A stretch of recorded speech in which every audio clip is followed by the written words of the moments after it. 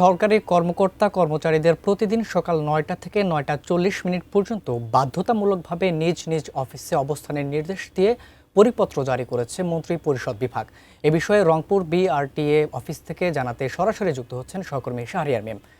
শাহরিয়ার, এর আগে আমরা সচিবালয়ে খুলনা এবং রাজশাহীতে যুক্ত হয়েছিলাম, সেখানে আসলে কর্মকর্তা কর্মচারীরা অনেকটা উপস্থিত হতে পেরেছেন।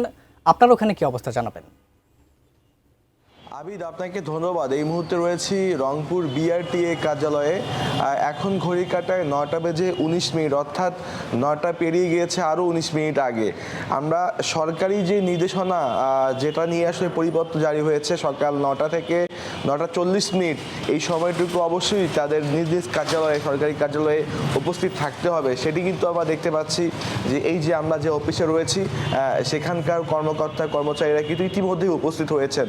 আমরা রয়েছি বিআরটিএর কার্যালয়ের সহকারী পরিচালক শফিকুল আলম সরকারের এনার কার্যালয়ের সামনে। আমরা দেখতে পাচ্ছি এই যে অফিসের ভিতরে ইতিমধ্যেই কিন্তু তিনি উপস্থিত হয়েছেন। এছাড়াও এই অফিসে যে অন্যান্য যে কর্মকর্তা কর্মচারীরা রয়েছেন তারাও কিন্তু ইতিমধ্যে উপস্থিত হয়েছেন। আপনি জানেন যে গেল কয়েকদিন আগে রংপুর জেলা প্রশাসক কার্যালয়ে তারা সময় মতো আসেননি, এ নিয়েও কিন্তু গণমাধ্যমে সংবাদ প্রকাশ হয়, যার পরে কিন্তু এটি নিয়ে বেশ হইচই পড়ে যায় সারা দেশে। এরপরে কিন্তু 9টা থেকে 9টা 40 মিনিট পর্যন্ত বাধ্যতামূলক অফিসে থাকতে হবে এমন পরিবর্তন জারি করা হয়। আপনি কখন এসেছেন?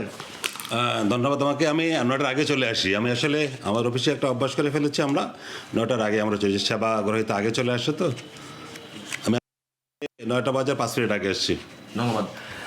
আসলে যারা এই সরকারি অফিসগুলোকে যারা সেবা দিচ্ছেন প্রশাসনিক কর্মকর্তারা, তারা কিন্তু এই 9টার মধ্যে যেন উপস্থিত থাকে এই বিষয়টাও কিন্তু কার্যকর করা হচ্ছে বা তদারকি করা হচ্ছে।